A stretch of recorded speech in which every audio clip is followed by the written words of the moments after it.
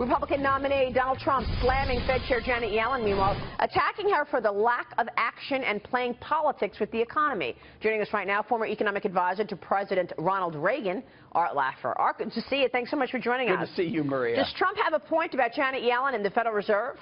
Yes, he does. The Fed has been messing around with the economy, keeping rates way too low. Now, I think they think that helps the economy. It really doesn't.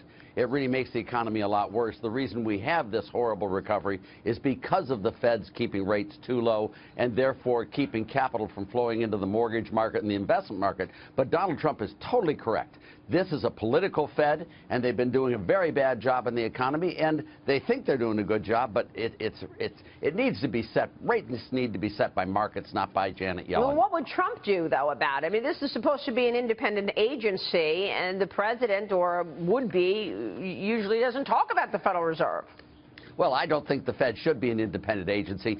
These people are unelected. They're professors at Harvard or Yale. I mean, and they just should not be running the country without at least some semblance of consensus in the electorate. I mean, they shouldn't be independent. They're too powerful to be independent, and they shouldn't be.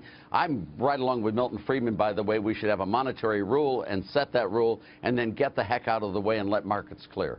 I think what's interesting, one of the very interesting things about what Trump has said is that think about the timing, right? Fed, the FOMC next meets just a few days before the first presidential debate. Yes. There is a big question mark about whether they're going to raise rates, thanks to the employment numbers last week. Maybe that possibility has receded a bit, but the market still thinks there's maybe a 30% chance or so that they raise rates. So it's a quite clever move, I think, by Donald Trump, because it puts them in an interesting position, doesn't it? Yes, it they does. Actually, if they raise rates, then it looks like perhaps they've responded to Donald Trump's argument that they should raise rates, and also that doesn't help Hillary Clinton running for the incumbent party. If they don't raise rates, he can criticize them again for not having done what they should have done. Do you think there was very careful political calculation in this as well? I do, Jerry. I do think it's political calculation, and the Fed is a very political organization here in the United States. And Donald Trump is correct. But the Fed has been blamed almost every election for something. I mean, Arthur Burns with Nixon and Eisenhower, if you remember that, going way back. The Fed has always been blamed. And in this case, Donald Trump's correct. The Fed has been acting politically, and it shouldn't. It should just get out of the way and let markets clear. But that's not going to happen. As evidence of that, though, before the Jackson Hole conference, you had 8 members of the Federal Reserve, including Bill Dudley from the New York Fed, met with this very liberal, left-leaning organization called Fed Up. Why are they taking a meeting with this organization? I mean, the Wall Street Journal editorial page wrote an editorial about it and said, you know what, if you're going to meet with liberal activists, then you need to stand up in front of the American people and tell them, hey, I'm sorry that you got completely screwed if you're a saver in this country since 2008. You're right. I mean that they have completely stuck it to people who did the right thing. And they've never stepped up and spoke to them, but they're willing to take this meeting with this liberal group. I know.